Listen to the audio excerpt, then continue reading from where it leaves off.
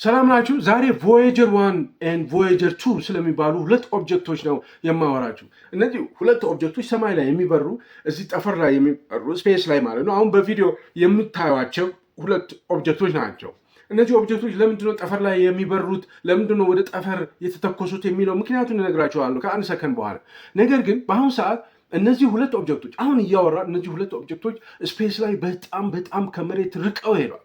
ኦኬ ምን ያህል ርቀው ሄደዋል ካላችሁ ቮያጀር 1 የሚባለው ወደ 24 ቢሊዮን ኪሎ ሜትር ያህል ርቆ ሄዷል። 24 ቢሊዮን ኪሎ ሜትር ኢንቱ ስፔስ ምን አይነት ቫዮለንት የሆነ እጅግ በጣም ግዙፍ ኮምፕሬንድ ለመረዳት በጣም የሚያስቸግር ስፋት ያለው መሆኑን መመልከት በጣም ቀላል። ድሪፍት እያደረጉ እነዚህ ሁለቱ ድሪፍት እያደረጉ ስፔስ ውስጥ እየሄዱ ይገኛሉ በአሁኑ ሰዓት።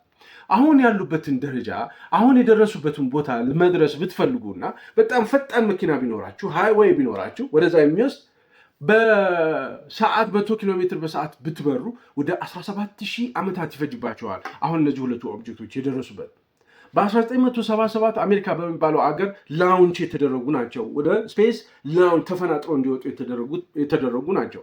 49 ዓመታትን ያህል ፈጅተዋል። አሁን የዛሬ 49 ዓመት አካባቢ ማለት ነው። ኦኬ ምንድነው ምክንያቱ? ለምንድነው እንደዚህ የሆነው? ለምንድነው ወደ ስፔስ ላውንች የተደረጉት እነዚህ ሁለቱ ኦብጀክቶች? የፕላኔቶቻችንን ላይን አፕ ታውቃላችሁ አይደለ? ማን አለ? ሜርኩሪ አለ፣ ቬኑስ አለ፣ እርዝ አለ፣ ማርስ አለ። እነዚህ ኢነር ፕላኔትስ የሚባሉ ናቸው። ኦኬ ሰማያዊ የሰው ልጅ ኤክስፕሎር ለማድረግ ሞክሯል። ማርስ ነው ኤክስፕሎር ለማድረግ አሁን ጥረት እየተደረገ ያለው። ኦኬ ሌሎቹን ቀረብ ብሎ ምን አይነት ፕላኔቶች ናቸው የሚለውን የሆነ የሰው ልጅ የሆነ ክሉ የሆነ ግንዛቤ አለው።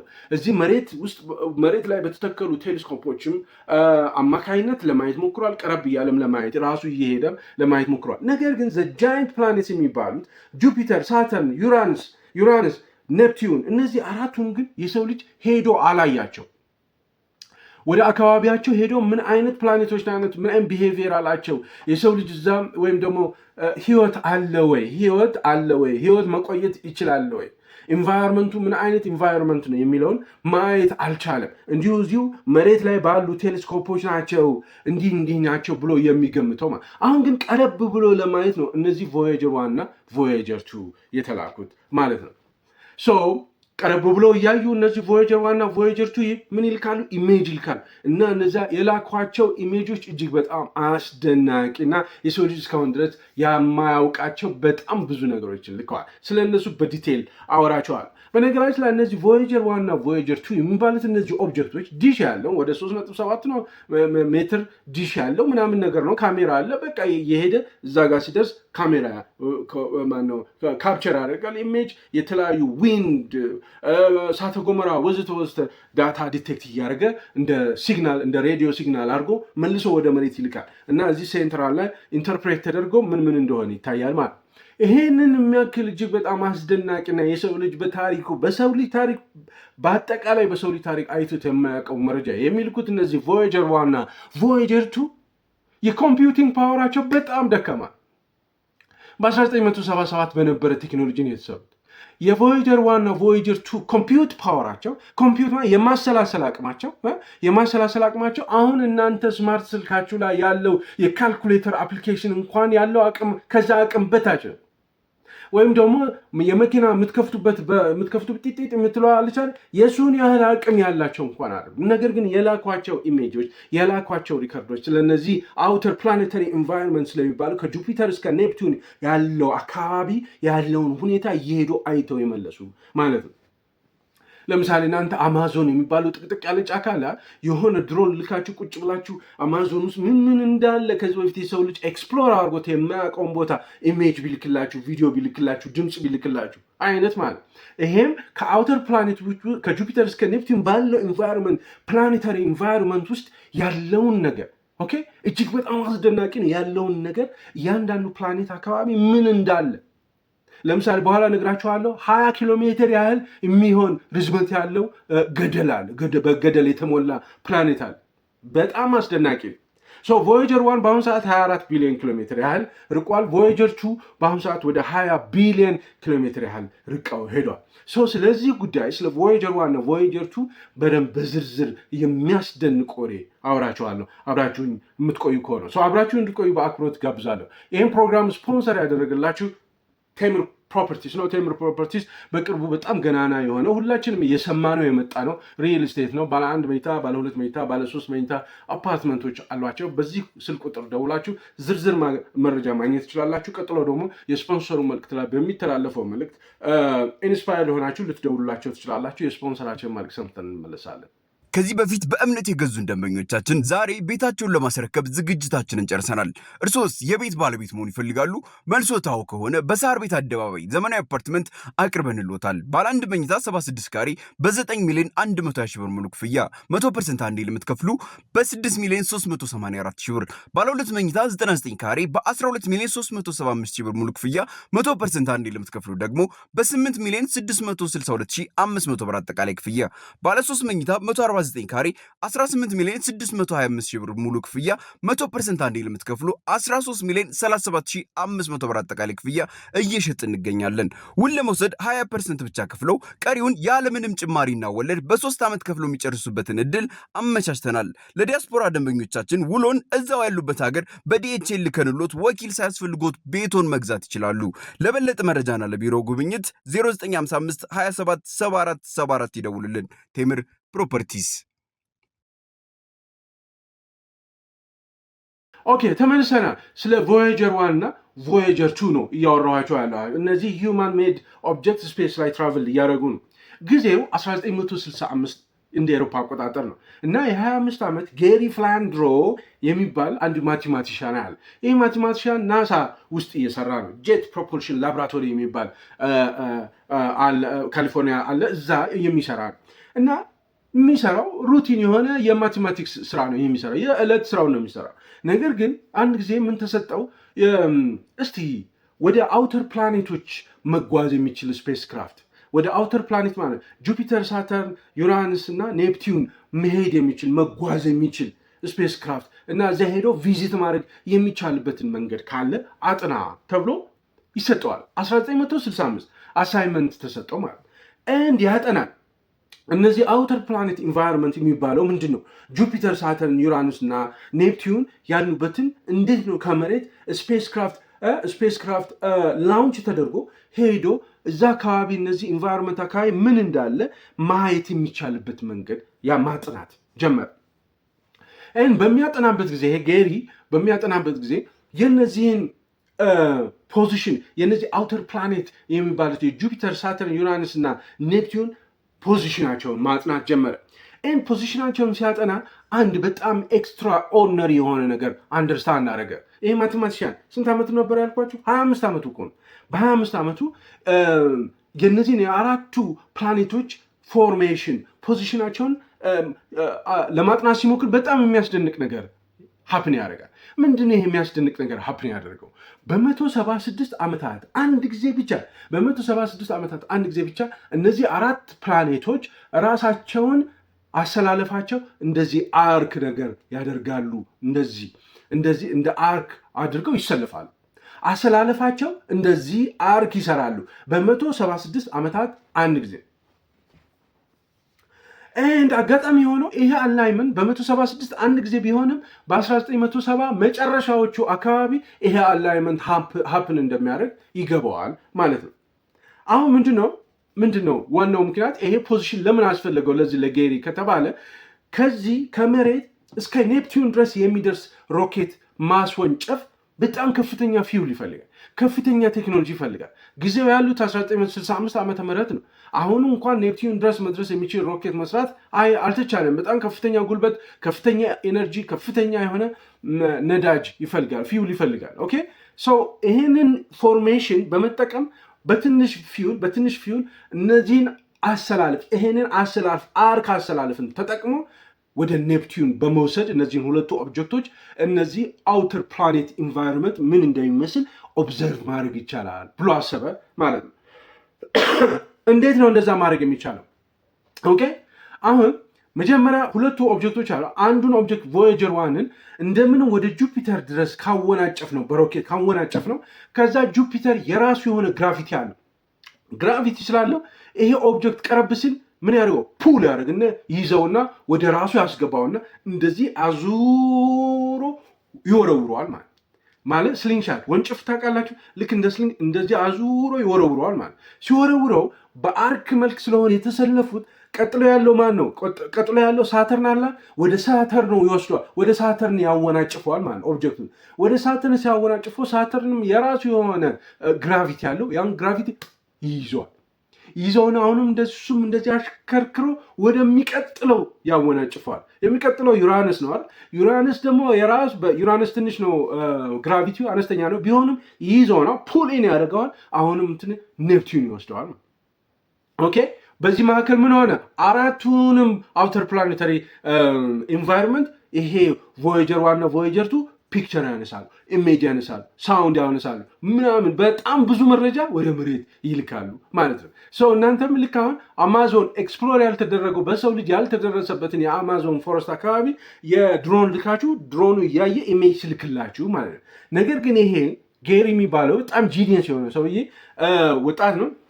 በዚህ አይነት መልኩ እነዚህን ቮያጀር ዋና ቮያጀር ቱን ላውንች ማድረግ ይቻላል ብሎ ፕሮፖዛሉን ለናሳ ያቀርባል። ናሳ ወዲያውኑ ተቀብሎ እንግዲህ 1965 አይደለ 1977 ድረስ በ12 ዓመታት ጊዜ ውስጥ እነዚህ ቮያጀር ዋና ቮያጀር ቱን በመስራት ቢልድ በማድረግ ከዛ በኋላ ላውንች ተደረጉ ማለት ነው።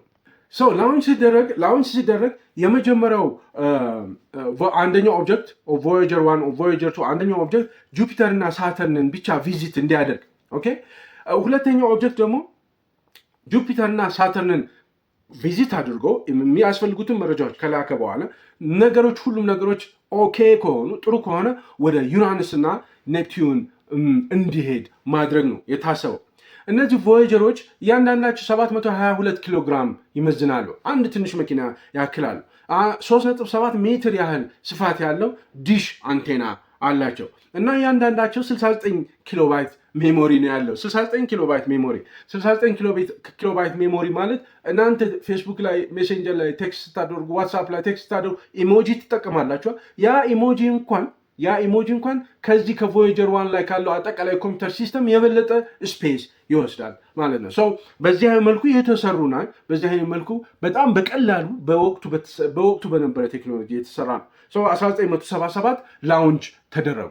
ስለ ጉዞ፣ ስለ ጆርኒው፣ ስለ አውተር ፕላኔት ወደ አውተር ፕላኔት ስለሚደረገው እነዚህ ሁለቱ ቮያጀሮች ስለሚያደርጉት ጉዞ ከማውራቴ በፊት ግን ስለ ጎልደን ሪከርድ ስለተባለው ነገር እናውራ። ጎልደን ሪከርድ ማለት ምን ማለት ነው? እነዚህ ቮያጀር ዋና ቮያጀር ቱ አውተር ፕላኔታሪ ኢንቫይሮንመንት የተባሉትን ከጁፒተር እስከ ኔፕቲዩን ያለውን ኢንቫይሮንመንት ሄዶ ቪዚት ካደረጉ በኋላ ከዛ በኋላ ድሪፍት ነው የሚያደርጉት። እዛው ተመልሶ ወደ መሬት አይመለሱም። አቅማቸውን ፓወራቸውን ይጨርሳሉ። አቅምና ፓወራቸውን ከጨረሱ ኢሜጅም ካፕቸር ማድረግ አይችሉም። ምንም ነገር ማድረግ አይችሉም። በቃ ዝም ብሎ ጉዑዝ ነገር ነው የሚሆኑት። ኤንድ ወደ መሬት አይመለሱም። ኦኬ። እዛው ስፔስ ላይ ድሪፍት አድርገው ለቢሊየን ዓመታት እዛው ስፔስ ላይ ነው የሚቀሩት ማለት ነው።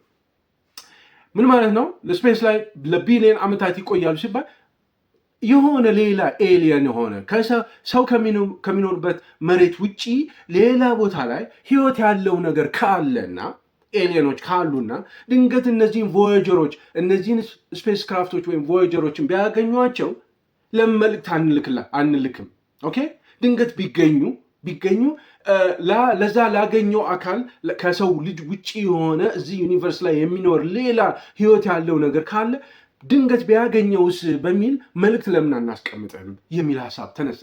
ኦኬ። ይህ ሀሳብ በጣም አስደናቂ ሀሳብ ተባለ። በወቅቱ ካርል ሳጋን የሚባል በጣም ፌመስ የሆነ አስትሮኖመር ይህንን ሜሴጅ እንዲያጠናቀር ኃላፊነት ይሰጠዋል። ይህንን ሜሴጅ የተለያዩ ሜሴጆች ናቸው። እነዚህ ሜሴጅ መልእክት ለመያዝ የሚያመች 12 ኢንች ጎልድ ፕሌትድ የሆነ ኮፐር ዲስክ ማጫወቻው ዲስክ አለ የድሮ ዲስክ ማጫወቻ እንደሱ አይነት ይሰራና በጣም ብዙ መረጃዎችን እዛ ውስጥ ሪከርድ ተደረገ። ለምሳሌ 115 የሚሆኑ መሬት ላይ ያሉ ኢሜጆችን እዛ ውስጥ ገብተዋል። ከነዚህ ፒክቸሮች፣ ኢሜጆች፣ ፎቶዎች መካከል የቻይናው ትልቁ ግንብ ኦኬ፣ እናት ህፃን ልጇን ስታጠባ የሚያሳይ ፎቶ። እኛ እንደዚህ ነን ለማለት እኮ ነው። ሌላ ኤሊየን የሆነ ምንድነው የሚባል ሲቪላይዜሽን ካገኘ ሰው የሚባል ነበረ ለማስባል ማለት ሱፐር ማርኬት ምን እንደሚመስል የዲኤንኤ ስትራክቸር የእኛን ዲኤንኤ ስትራክቸራችንን ዲኤንኤ የሚባለው ስትራክቸር የአናቶሚያችንን አጠቃላይ የሂውማን ቦዲ አናቶሚ ይህ ውስጣችን ልባችን የሚያሳይ ፎቶ የያዘ 115 ኢሜጆችን የያዘ መልእክት። እንደዚሁም ደግሞ በ55 ቋንቋዎች ሰላምታ አይ ቲንክ ከአማርኛ ማለት ከእንግሊዝኛ እስከ አማርኛ ከማንድሪን እስከ ቤንጋሊ ሰላምታ በእያንዳንዱ ቋንቋ ሰላምታ ተቀርጾ ተቀምጧል። በ55 ቋንቋ 90 ደቂቃ የሚሆን የሙዚቃ ኮሌክሽን የባች ቤትሆቨን እንደ ቻክ ቤሪ ጃኒ ቢ ጉድ የሚለው ሙዚቃ ተቀርጿል። እንደዚሁም ደግሞ ሳውንድ ኦፍ እርዝ መሬት ላይ የተለያዩ ድምፆችን ለምሳሌ ዝናብ ሲዘንብ የሚያሰማውን ድምፅ፣ ንፋስ ሲነፍስ የሚያሰማውን ድምፅ፣ ህፃን ልጅ ሲወለድ የሚያሰማውን ክራይንግ የሚያሰማውን ለቅሶ፣ ኦሽን ዌቭስ የውቅያኖስ ማዕበል የሚያሰማውን ድምፅ፣ የአውራ ዶሮ ጩኸት፣ የትሬን የባቡር ጩኸት፣ የባቡር የሚያወጣውን ጩኸት፣ የሰው ልጅ ሳቅ፣ ሰው ሲስቅ እንዴት እንደሚስቅ ሳውንድ ኦፍ ኪስ ማለት ሰው ሲስም ሲል የሚያወጣውን ድምፅ ሁሉ ተደርጎ ፓክ ተደርጎ በዛ 12 ኢንች የሚሆን ጎልድ ፕሌትድ ኮፐር ዲስክ ላይ ሪከርድ ተደርጓል። እና በወቅቱ የአሜሪካ ፕሬዚዳንት የነበረው ጂም ካርተርም የራሱ ፐርሰናል ኢሜጅ ተደርጎ ሪከርድ ተደርጎ እንዴት ያ ሪከርድ ከፍተው ማየት እንደሚቻል እንዴት ማዳመጥ እንደሚቻል ኢንስትራክሽን ተቀምጦ ነው ሄደው እነዚህ ቮያጀር 1 እና ቮያጀር 2 መጀመሪያ ላውንች ከመደረጋቸው በፊት እነዚህ ነገሮች ተሟልተውላቸው ነው የሄዱት ማለት ሰው። ሌላ ኤሊየን ሲቪላይዜሽን ከገጠመው ምክንያቱም ድሪፍት አድርጎ እስከ ኔፕቲዩን ካዩ በኋላ ኦብዘርቭ ካረጉ በኋላ ቪዚት ካረጉ በኋላ ድሪፍት አድርገው በዛው ይቀራሉ እና ፓወር አይኖራቸውም፣ ምንም ኤነርጂ አይኖራቸውም። ስለዚህ ወደ መሬት የሚልኩት ምንም አይነት መረጃ ስለማይኖር ዝም ብሎ በአድ ግዑዝ ነገር ነው የሚሆኑት። አንድ ሲቪላይዜሽን ቢያገኛቸው ሰው ነው የላካቸው። እኛ እንዲህ ነው የኖርነው፣ ኢትዮጵያዊ ነን ነበር፣ እኛ ምድር ላይ ያለን ሰዎች ነን ወዘተ የሚል መልእክት ለመላክ ነው። በጣም ሃምብል የሚያደርግ በጣም አንደኛ የሆነ መልእክት ነው የተደረገው ማለት ሰው። በዚህ አይነት መልኩ ቮያጀር 1 እና ቮያጀር 2 ላውንች ተደረጉ። አሁን ላውንች ተደረገ። እነዚህ 4 አውተር ፕላኔቶች ላይ ለመድረስ ላውንች ተደረጉ። እነዚህ ቮያጀር 1 እና ቮያጀር 2 ጁፒተር ላይ መጀመሪያ የሚደርሰው የት ነው? ጁፒተር ነው አይደል? የአውተር ፕላኔቶቹ የመጀመሪያው ጁፒተር ነው። ጁፒተር ዘ ኪንግ ኦፍ ዘ ፕላኔትስ ነው የሚባለው። በጣም ላርጅ ነው፣ በጣም ግዙፍ ነው። ከዚህ በፊት ልጆች ያለን ስለ ጁፒተር ምናምን ፎቶ ያየነው ወዘተ እዚሁ መሬት ላይ ያሉ ቴሌስኮፖች በሚያዩት ነው እንጂ ቀረብ ብለው ታይተው አይደለም። ኦኬ ቮያጀር 1 ጁፒተር የደረሰው ማርች 1979 ነው። ከአንድ ዓመት ከ6 ወር በኋላ ላውንች ከተደረገ ከአንድ ዓመት ከ6 ወር በኋላ ነው የደረሰው። ቮያጀር 1 ከደረሰ ከ4 ወር በኋላ በጁላይ ላይ ደረሰ። ጁፒተር 1 እጅግ በጣም አስደናቂ በጣም ዘ ላርጀስት ፕላኔት ኢን ዘ ሶላር ሲስተም በሶላር ሲስተማችን ውስጥ ትልቁ ጁፒተር ሳህን ቢሆን 1300 መሬቶችን ይይዛል። መሬት እኛ የምንኖርበትን መሬት 1300 ያህል መሬቶችን ይይዛል። ጁፒተር እንደዚህ አይነት ነገር ቢሆን እዚህ ውስጥ 1 2 3 4 5 1300 መሬቶችን can you imagine ምን ያህል ላርጅ እንደሆነ ጁፒተር ማለት ኦኬ። ኤንድ ከዚህ ሆናችሁ ግን ጁፒተርን ስታት የሆነ ዶት ነው የምትመስለው አይደለ? ከመሬት ሆኖ ጁፒተርን ስታት ዶት ነው የሚመስለው። 1300 የሚሆን መሬቶችን ይይዛል። ኤንድ እነዚህ ቮያጀር 1 እንደዚህ ጁፒተር ፕላኔትን እያየ ሲሄድ በጣም የሚያስደንቅ ነገር ያያል። ምንድነው የሚያየው? አውሎ ንፋስ፣ ከፍተኛ የሆነ ማዕበል አውሎ ንፋስ ያያል። ይሄ አውሎ ንፋስ ግሬት ሬድ ስፖት ይባላል። ግሬት ሬድ ስፖት ይሄ አውሎ ንፋስ የሚፈጥረው ፍሮም ኤጅ ቱ ኤጅ ወደ 25000 ኪሎ ሜትር ያህል ስፋት ያለው ሌንግዝ ያለው ሃሪኬን የምንለው እዚህ መሬት ላይ አውሎ ንፋስ አለ። ይሄ አውሎ ንፋስ በሚልከው መረጃ መሰረት ይሄ ቮያጀር 1 ሲያየው ጁፒተርን ቀረብ ብሎ እንደዚህ ሲያይ ማለት ነው በጣም ለረጅም ዓመታት ሬጅ ሲያደርግ የኖረ ለ350 ዓመታት እንደውም ለ350 ዓመታት ሳያቆም ጁፒተርን ሲያተራምስ የኖረ ለ350 ዓመታት ሲያተራምስ የኖረ ማዕበል አየ ማለት ነው። ቮያጀር 1 የመጀመሪያ ያየው እሱ ነው። እንዲያ ወደዚህ ወደ ሴንተር ወደ JPL መጣ። እዛ ናሳ ሴንተር መጥቶ ሲታይ በጣም አስደናቂ ነገር ነው። ከዚህ በፊት የሰው ልጅ ይሄን ነገር አያውቅም። እንደዚህ አይነት በጣም ቫዮለንት የሆነ ስቶርም ጁፒተር ላይ እንዳለ አይታወቅም ነበር። መሬት ላይ ያለው ስቶርም ምንድን ነው? ሃሪኬን የሚባለው 1000 ኪሎ ሜትር አካባቢ ነው እና ለአንድ ሳምንት ያህል ቢቆይ ነው መሬት ላይ ይሄ ማዕበል አውሎ ንፋስ እየተጠቀለለ የሚነሳው ማለት ነው። እሱ 1000 ኪሎ ሜትር ቢሆን ነው ፍሮም ኤጅ ቱ ኤጅ 1000 ኪሎ ሜትር ቢሆን ይሄ ጁፒተር ላይ የተገኘው አውሎ ንፋስ ስቶርም ማዕበል 25000 ኪሎ ሜትር ያክል ይረዝማል። ይሄ ነው የመጀመሪያ የታየው እጅግ በጣም አስደናቂው መረጃ ማለት ነው። ሌላኛው ይታ ጁፒተር IO የምትባል ጨረቃ አላት ሙን። ይሄ ጨረቃ በጣም አስደናቂ ነገር ሀፕን ሲያደርግ ታየ። አሁንም ቮያጀሩ እየሄደ ሲያይ ማለት ምንድነው አክቲቭ ቮልካኖ ምንድነው ቮልካኖ የሚባለው እሳተ ገሞራ ታየ ማለት እሳተ ገሞራ ላይቭ የሆነው ቮልካኒክ ኢራፕሽን የጁፒተር አንዱ ሙን የሆነው IO የሚባለው ሙን ላይ አክቲቭ ቮልካኒክ ኢራፕሽን ታየ ማለት ይሄ የሰው ልጅ እስካሁን ድረስ መሬት ላይ ምድር ላይ ነው ቮልካኒክ ኢራፕሽን ያለው እንጂ ሌላ ፕላኔቶች ላይ ቮልካኒክ ኢራፕሽን አለ ብሎ አያውቅም ነበር። ለመጀመሪያ ጊዜ ጁፒተር ላይ ቮልካኒክ ኢራፕሽን እንዳለ አወቀ ማለት ነው። ሌላ ደግሞ ዩሮፓ የምትባል የጁፒተር ሙን አለች ጨረቃ ማለት ዩሮፓ የምትባል እሷ ደግሞ ስትሄዱ ልክ እንደ እንቁላል ስትቀቅሉት ስንጥቅጥቅ ይላል ክራክድ ይሆናል። ልክ እንደዛ ክራክድ የሆነ ከእላዩ ላይ አይስ ወይም ደግሞ የበረዶ ግግር ነው። ነገር ግን ከበረዶ ግግር ስር ሊኩዊድ ኦሽን እንዳለ አዩ ማለት አይስድ የሆነ ሊኩዊድ ኦሽን 628 ሚሊዮን ርቀት ላይ ነው ያለችው ጁፒተር 620 ወይም ደግሞ ዩሮፓ የምትባለዋ ሙን ጨረቃ እዛ ላይ አይስድ የሆነ ሊኩዊድ ኦሽን አለ። 628 ሚሊዮን ኪሎ ሜትር ላይ ኦሽን አለ ማለት ነው። በጣም ግዙፍ የሆነ ኦሽን አለ ማለት ነው። እና ይሄ ነገር በጣም አስደናቂ ሆኗል።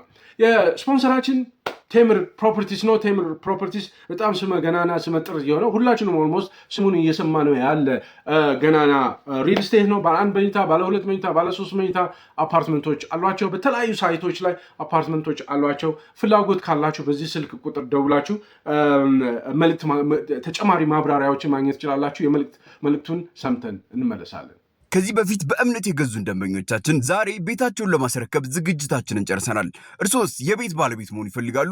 መልሶታው ከሆነ በሳር ቤት አደባባይ ዘመናዊ አፓርትመንት አቅርበንልዎታል። ባለ 1 መኝታ 76 ካሬ በ9 ሚሊዮን 120 ሺህ ብር ሙሉ ክፍያ 100% አንዴ ለምትከፍሉ በ6 ሚሊዮን 384 ሺህ ብር፣ ባለ 2 መኝታ 99 ካሬ በ12 ሚሊዮን 375 ሺህ ብር ሙሉ ክፍያ 100% አንዴ ለምትከፍሉ ደግሞ በ8 ሚሊዮን 662 ሺህ 500 ብር አጠቃላይ ክፍያ፣ ባለ 3 መኝታ 149 ካሬ 18 ሚሊዮን 625 ሺህ ብር ሙሉ ክፍያ 100% አንዴ ለምትከፍሉ 13 ሚሊዮን 37 ሺህ 500 ብር አጠቃላይ ክፍያ እየሸጥ እንገኛለን። ውል ለመውሰድ 20% ብቻ ከፍለው ቀሪውን ያለምንም ጭማሪና ወለድ በ3 ዓመት ከፍለው የሚጨርሱበትን እድል አመቻችተናል። ለዲያስፖራ ደንበኞቻችን ውሎን እዛው ያሉበት ሀገር በዲኤችኤል ልከንሎት ወኪል ሳያስፈልጎት ቤቶን መግዛት ይችላሉ። ለበለጠ መረጃና ለቢሮ ጉብኝት 0955 27 74 74 ይደውሉልን። ቴምር ፕሮፐርቲስ። ኦኬ፣ እነዚህ ቮያጀር 1 እና ቮያጀር 2 ጉዟቸውን ቀጥሏል። ጁፒተርን አዩ። አሁን ቀጥሎ ማነው? ሳተርን መቼ ደረሱ? ቮያጀር 1 1980 ኖቬምበር ላይ ደረሰ። ቮያጀር 2 ሳተርን ላይ ኦገስት 1981 ደረሰ። ሳተርን እንግዲህ ከፕላኔቶች ሁሉ በጣም የተንቆጠቆጠ በቀለበት የተንቆጠቆጠ ነው። ነገር ግን ሳተርን ላይ ቀለበቶች አሉ፣ ፌይንት የሆኑ ቀለበቶች አሉ። ነገር ግን ከመሬት ሆነን በቴሌስኮፕ ሳተርንን ስታየው ፊው በጣም ስሙዝ የሆኑ በፍላት ባንድስ ኦፍ ሪንጎች አሉ ወይ ቀለበቶች ነው የምናየው። ነገር ግን ቮያጀር 1 እና ቮያጀር 2 ክሎዝ አፕ አድርገው ሲያዩ በሺህ የሚቆጠሩ ነው ቀለበቶቹ። እኛ ያየነው አንድ ቀለበት ነው አይደለ? እንደውም ሳተርን ላይ አንድ ቀለበት ነው 2 ቀለበት ነው የምናየው የተወሰነ። ነገር ግን ቮያጀር 1 እና ቮያጀር 2 ሲቀርቧቸው በሺህ የሚቆጠሩ ቀለበቶች ናቸው እና ቀለበቶች ሪንግስ አሏቸው ማለት እና ከፕላኔቶች ሁሉ በጣም በቀለበት በጌጣጌጥ የተንቆጠቆጠ ፕላኔት የሚል ስያሜ ተሰጥቶታል። እና እነዚህ ቀለበቶች በጣም ስፓናቸው 282,000 ኪሎ ሜትር ያክል ስፋት ያላቸው ከአንዱ ኤጅ ወደ አንዱ ኤጅ ማለት ነው 282,000 ኪሎ ሜትር ከዚህኛው ኤጅ እዚህኛው ኤጅ ድረስ 282,000 ኪሎ ሜትር ያክል የሆነ ከዚህኛው እዚህኛው ኤጅ በጣም ግዙፍ የሆኑ ማለት ነው። ሌላ እዚሁ ሳተርን ላይ ታይታን የምትባል አንድ ጨረቃ አለች። እቺ ጨረቃ ለየት ያለ ባህሪ ያላት ቲክ የሆነ አትሞስፌር አለ። ጭጋግ ነው፣ ሙሉ በጭጋግ የተሸፈነ አትሞስፌሩ ማለት ነው። ጭጋጉ የሆነ ኦሬንጅ ሄዝ ነገር ነው። በቃ ዴንስ የሆነ በጣም ጥቅጥቅ ያለ ኦሬንጅ የሆነ ጭጋግ ነው ያለው ማለት ሰው ሳተርን ላይ እነዚህ ሁለቱ ነገሮች አዲስ መረጃ ሆነው ልከዋል ማለት ነው ቮያጀር 1 እና ቮያጀር 2። ከዛ ወዴት ሄደ? ቀጥሎ ያለው ማን ነው? ፕላኔቱ ዩራነስ ነው አይደል? ዩራነስ ጃንዋሪ 1986 ደረሰ ቮያጀር 2። ኦኬ ቮያጀር 2 1986 ደረሰ። እንግዲህ ቮያጀር 2 ለመጀመሪያ ጊዜ የሰው ልጅ የሰራው ክራፍት ስፔስ ክራፍት ዩራነስን ሲጎበኝ ለመጀመሪያ ጊዜ በቅርበት ዩራነስን የታየው ለመጀመሪያ ጊዜ በቮያጀር 2 ነው። ዩራነስ በጣም ስትሬንጅ ፕላኔት ሆኖ ተገኘ። በሚነሳ ክሎዝ አፕ ሆኖ ሲታይ ማለት አንደኛ 97.77 ዲግሪ ቲልትድ ነው፣ ወደ ራሱ እንደዚህ እጥፍ ያለ ነገር ነው። ኦኬ ኤንድ በሶላር ሲስተማችን ፀሐይን ሲዞር ሌሎቹ እንደዚህ ስፒን ያደረጉ ነው ፀሐይን የሚዞሩት። ዩራነስ ግን በተለየ መልኩ እየተንከባለለ የሚሄድ አይነት ነው የሚመስለው። ኦኬ በጣም ሮል የሚያደርገው ምንድን ነው የሚባለው ቦሊንግ ቦል አለ። ቦሊንግ ቦል የሆነ ጥፍ ያለና እና ሲዞር እንዲህ እያለ የሚዞር ነው የሚመስለው። ኦኬ ዩራነስ ላይ ከዚህ በፊት 5 ጨረቃዎች ነው ያሉት ተብሎ ነበረ። ከዚህ ከመሬት ሆኖ በቴሌስኮፕ ሲታይ 5 ጨረቃዎች በአካባቢ ቢኖሩት ነው ተብሎ ነበር። በቮያጀር 2 ክሎዝ አፕ ቪዚት ግን 10 ተጨማሪ ጨረቃዎች እንዳሉት ተረጋግጧል። 2 ደግሞ አዲሽናል ከዚህ በፊት ከነበረው ሪንግ ቀለበቶች 2 ተጨማሪ ሪንግስ እንዳሉት ተረጋገጠ። እነዚህም ደግሞ ዩራነስ በተለየ መልኩ እጅግ በጣም ቀዝቃዛ ነው። 224 ማይነስ ዲግሪ ሴንቲግሬድ ነው። ማይነስ 224 ዲግሪ the coldest planetary atmosphere ማለት ነው በሶላር ሲስተማችን ውስጥ። ሌላ ሚራንዳ የሚባል ሙን አለ። ይሄ ሙን በጣም የተለየ ባህሪ ያለው ነው። ከፍተኛ የሆነ ክሊፍ ያለበት፣ ክሊፍ ማለት ገደል ያለበት ነው። እነዚህ ገደሎች ያሉት እዚህ ሚራንዳ የምትባለው ጨረቃ ላይ ያሉት ገደሎች 20 ኪሎ ሜትር ያክል ይረዝማሉ። 20 ኪሎ ሜትር ኦኬ ኤንድ ዩራነስ ደግሞ በአጋጣሚ የሆነው ግራቪቲ የስበት ኃይሉ አነስተኛ ስለሆነ አንድ ሰው 20 ኪሎ ሜትር በሚረዝመው 20 ኪሎ ሜትር ማለት ኦልሞስት ትዋይስ ማውንት ኤቨረስት ማለት ነው። ትዋይስ ማውንት ኤቨረስት የማውንት ኤቨረስት የሚባለው የኤቨረስት ተራራ እሱን 2 ያክላል ማለት ነው። ገደሉ ማለት እንዳለ እንትኑ ጨረቃው ሙሉ የሞላው ማለት ነው። ኦኬ እና በጣም ግራቪቲው አነስተኛ ስለሆነ አንድ ሰው ከ20 ኪሎ ሜትር ጫፍ ገደል ላይ ሆኖ ቢወለወር ወደ 10 ደቂቃ ይፈጅበታል። ቀስ ብሎ ነው የሚወርደው ማለት ነው። ነፍስህን ተሰቃይታ ነው የምትወርደው ማለት ነው። ኦኬ ሰው በዚያ መልኩ የደረሱ ዩራነስ ደረሱ። ቀጥሎ ማን ነው? ኔፕቲዩን ነው ማለት። ኦኬ አሁን የመጨረሻው የሆነውን ፕላኔት የኔፕቲዩን ደረሱ ማለት ነው። ደረሰ ቮያጀር 1 ኦገስት 1989 12 ዓመታት በኋላ ላውንች ከተደረገ ከ12 ዓመታት በኋላ ደረሰ ቮያጀር 2። ኦኬ አሁን 4.4 ቢሊዮን ኪሎ ሜትር ያህል ሄደዋል። ይሄ ቮያጀር 2 ኔፕቲዩን ላይ ሲደርስ ከመሬት 4.4 ቢሊዮን ኪሎ ሜትር ያህል ሄደዋል። ከዚህ ርቀት ከ4.4 ቢሊዮን ኪሎ ሜትር ርቀት ላይ ቮያጀር 2 የሚልከው ሲግናል 4 ሰዓት ከ6 ደቂቃ ያህል ይፈጃል ናሳ ሴንተር ላይ እስኪደርስ ድረስ ማለት 4 ሰዓት። ኦኬ እዚህ ጋር እንግዲህ ኔፕቲዩን ላይ አንድ የታየው ለየት ያለው ነገር ዘ ግሬት ዳርክ ስፖት የሚባል ነው። ቅድም ጁፒተር ላይ ዘ ግሬት ሬድ ስፖት ነው ያልኳቸው። ይሄ ዳርክ ስፖት ነው። ዳርክ ስፖት የተባለው ለምንድን ነው? በጣም እዚህም ኔፕቲዩን ላይ ከፍተኛ የሆነ ማዕበል አለ። ከፍተኛ የሆነ ስቶርም ማለት ነው አለ እና ወደ 2100 ኪሎ ሜትር በሰዓት የሚበር በጣም በጣም ከባድ የሆነ አውሎ ንፋስ ማዕበል ስቶርም አለ። እሱ አይቷል ቮያጀር 2 ማለት ነው እና ግሬት ዳርክ ስፖት ይባላል። አሁን ግን ኔፕቲዩንን በዚህ አይነት መልኩ ካየ በኋላ ምን ያደርጋል? ቮያጀር 2 ድሪፍት አድርጎ ሊወጣ ነው፣ ከሶላር ሲስተማችን ሊወጣ ነው። ምክንያቱም 8ኛው ፕላኔታችን ማናት? ኔፕቲዩን ናት። በሶላር ሲስተማችን ውስጥ ያሉት ስምንቱ የመጨረሻው ኔፕቲዩን ነው ማለት ነው። ከዚህ በኋላ ምንድነው? ከሶላር ሲስተማችን ነው የሚወጣ ማለት። ከሶላር ሲስተማችን ሲወጣ ፔል ብሉ ዶት የሚባል ኢሜጅ አለ። ይሄ ፔል ብሉ ዶት የሚባለው ኢሜጅ ፌብሩዋሪ 14 1990 ቮያጀር 1 የሚባለው ቮያጀር 1 የሶላር ሲስተማችንን ለቆ ሲወጣ፣ ሁለቱም ቮያጀር 1 እና ቮያጀር 2 ሶላር ሲስተማችን ለቀው ይወጣ ነው። ምክንያቱም ኔፕቲዩን ድረስ ከደረሱ በኋላ ማለት። ካርል ሳጋን የሚባለው ቅድም ሜሴጆችን ያጠናቀረው አስትሮኖመር፣ በጣም ታዋቂ አስትሮኖመር አንድ የሆነ ሀሳብ አመጣ። ያ ሀሳብ ምንድነው?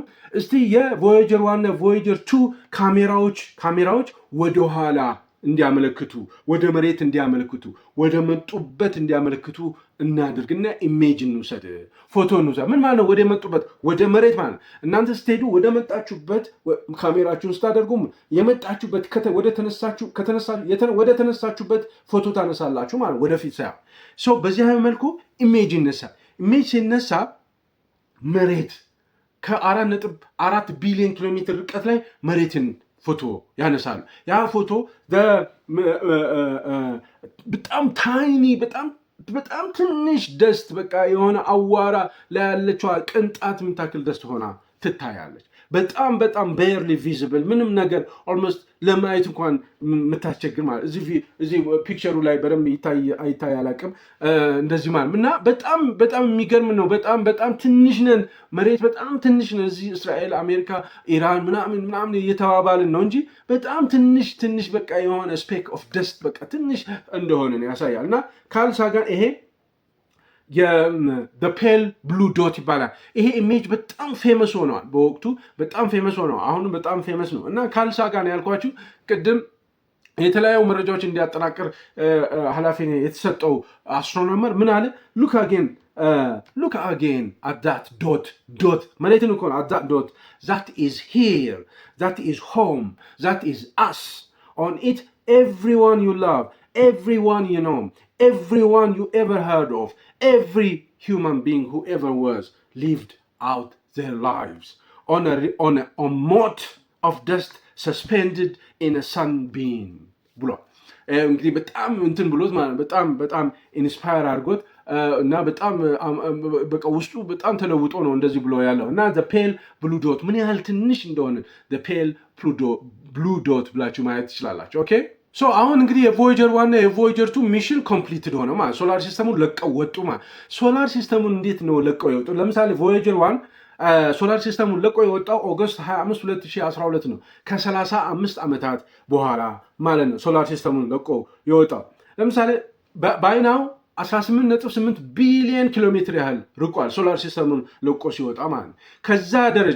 ከዛ ርቀት ሲግናል ለመላክ 17 ሰዓታት ከ14 ደቂቃ ይቅርታ መሬት ለመድረስ ይፈጅበታል። ከዛ የተላከው ሲግናል መሬት ለመድረስ 17 ሰዓታት ከ14 ደቂቃ ያክል ይፈጅበታል። እንግዲህ ሲግናሉ እኮ የሚሄደው በ300,000 ኪሎ ሜትር በሰከንድ እኮ ነው የሚሄደው። 300,000 ኪሎ ሜትር በሰከንድ እየሄደ ግን 17 ሰዓታት ይፈጅበታል እዚህ መሬት ለመድረስ። ኦኬ ከዛ ቮያጀር 2 ደግሞ ኖቬምበር 5 2018 ከ41 ዓመታት በኋላ ሶላር ሲስተሙን ለቆ ወጣ።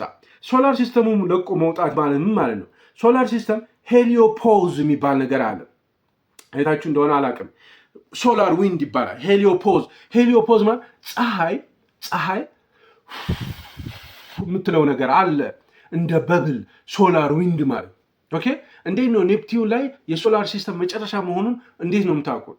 ፀሐይ ትላለች።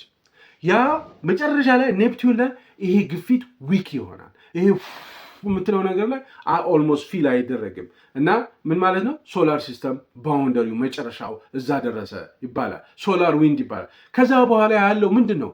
ኢንተርስቴላር ይባላል። ኢንተርስቴላር ማለት ማለት ቢትዊን ስታርስ ማለት በቃ ቢትዊን ቀጥሎ ያለው ስታር ጋር ለመድረስ ሌላ ቢሊዮን ዓመታት ይፈጃል። ሶ ድሪፍት ያደርጋል። ያ ሜሴጅ እነዛ ሁለቱ ቮያጀር 1 እና ቮያጀር 2 የያዙት ሜሴጅ ብያቸዋል። 55 ቋንቋ ሰላምታ፣ 115 ኢሜጆች ወዘተ ወዘተ እሱን ይዘው ድሪፍት ያደርጋሉ ማለት ወደ መሬት አይመለሱም። ወደ መሬት ስለማይመለሱ ድንገት ወደሚቀጥለው ስታር ሲደርሱ ወይም ደግሞ ከቢሊየን ዓመታት በኋላ በነገራችን ላይ ዲስኩ ያ መልእክት የያዘው ዲስክ 1 ቢሊዮን ዓመታት ይቆያል። 1 ቢሊዮን ዓመታት በኋላ ማለት የሰው ልጅ በምድር ላይ አይኖርም። መሬት የምትባለዋ ነገር አትኖርም። ሁሉም ነገር ይጠፋል። ከጠፋ በኋላ መሬትም ከጠፋ በኋላ እነዚህ ቮያጀር 1 እና ቮያጀር 2 ግን ጉዟቸውን ይቀጥላሉ። ምናልባት አንድ ቀን ወይም አንድ ዘመን ላይ የሆነ ኤሊየን ሲቪላይዜሽን የሆነ ከሰው ልጅ ውጪ ህይወት ያለው አካል ያንን ዲስክ ሊያገኘውና ያንን ዲስክ አግኝቶ ባለው በተሰጠው ኢንስትራክሽን መሰረት ከፍቶ ኢሜጆቹን፣ ፎቶዎቹን አይቶ ሰላምታዎቹን ሰምቶ ድምፆቹን ሰምቶ ሰው ልጅ የሚባል ነገር ነበረ ማለት ነው ብሎ ሊደነቅ ይችላል። who knows we don't know አናውቅም። ይህ ቪዲዮ እስካሁን ድረስ ቆይታችሁ ከተከታተላችሁ በጣም ነው የማመሰግነው። እስካሁን ድረስ መቆይታችሁን ለማወቅ 400 ብላችሁ ኮሜንት ላይ ኮሜንት አድርጉልኝ። በጣም ነው የማመሰግናችሁ። በፕሮግራማችን ስፖንሰር ያደረግልን ቴምር ፕሮፐርቲስ ነው። ቴምር ፕሮፐርቲስ በጣም አስደናቂ ስመገናና የሆነ ሪል ስቴት ነው። ባለ 1 መኝታ፣ ባለ 2 መኝታ፣ ባለ 3 መኝታ አፓርትመንቶች አሏቸው። ቀጥሎ በምትሰሙት ስልክ ቁጥር ላይ ደውላችሁ ዝርዝር መረጃዎችን ማግኘት ትችላላችሁ። የቴምር ፕሮፐርቲስን መልእክት እንሰማለን። በእኔ በኩል ከዚሁ ሰላም እላችኋለሁ። ቻው። ከዚህ በፊት በእምነት የገዙን ደንበኞቻችን ዛሬ ቤታቸውን ለማስረከብ ዝግጅታችንን ጨርሰናል። እርሶስ የቤት ባለቤት መሆን ይፈልጋሉ? መልሶታው ከሆነ በሳር ቤት አደባባይ ዘመናዊ አፓርትመንት አቅርበንልዎታል። ባለ 1 መኝታ 76 ካሬ በ9 ሚሊዮን 120 ሺህ ብር ሙሉ ክፍያ 100% አንዴ ለምትከፍሉ በ6 ሚሊዮን 384 ሺህ ብር፣ ባለ 2 መኝታ 99 ካሬ በ12 ሚሊዮን 375 ሺህ ብር ሙሉ ክፍያ 100% አንዴ ለምትከፍሉ ደግሞ በ8 ሚሊዮን 662 ሺህ 500 ብር አጠቃላይ ክፍያ፣ ባለ 3 መኝታ 149 ካሬ 18 ሚሊዮን 625 ሺህ ብር ሙሉ ክፍያ 100% አንዴ ለምትከፍሉ 13 ሚሊዮን 37 ሺህ 500 ብር አጠቃላይ ክፍያ እየሸጥ እንገኛለን። ውል ለመውሰድ 20% ብቻ ከፍለው ቀሪውን ያለምንም ጭማሪና ወለድ በ3 ዓመት ከፍለው የሚጨርሱበትን እድል አመቻችተናል። ለዲያስፖራ ደንበኞቻችን ውሎን እዛው ያሉበት ሀገር በዲኤችኤል ልከንሎት ወኪል ሳያስፈልጎት ቤቶን መግዛት ይችላሉ። ለበለጠ መረጃና ለቢሮ ጉብኝት 0955 27 74 74 ይደውሉልን። ቴምር ፕሮፐርቲስ